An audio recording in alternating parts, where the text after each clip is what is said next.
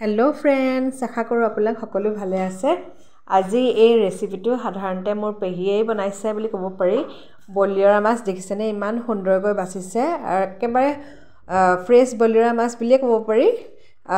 পেহীয়ে এয়া বাছি আছে। আসলতে এনেকৈ মাছ খাই ভালো লাগে। আজি পিছে পাতত দিয়া মাছ হ'ব দেই।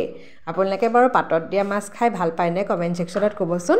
এতিয়া মই কলপাতখিনি এনেকৈ পেহীয়ে লেৰলাই লৈছে গেছতে।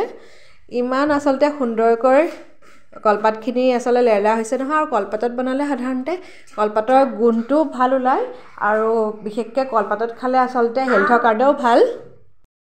আপোনালোকে পিছে কলপাতত দিয়া মাছ খাই ভাল পায় নে কুকাৰত বনাই খাই ভাল পায় কমেণ্ট ছেকশ্যনত ক'বচোন।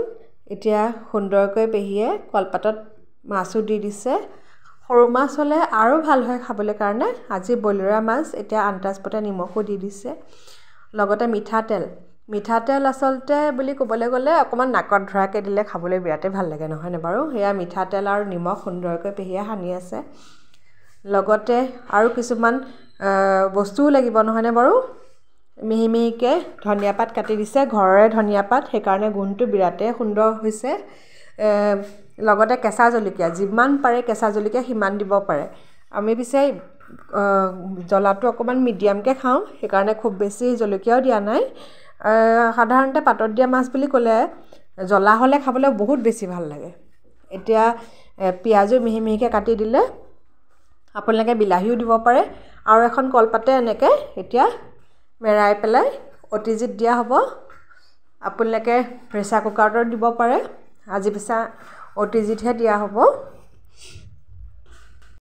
আপোনালোকে পিছে সৰু মাছ খাই বেছি ভাল পায় নে ডাঙৰ মাছ খাই বেছি ভাল পায় কমেণ্ট ছেকশ্যনত জনাবচোন।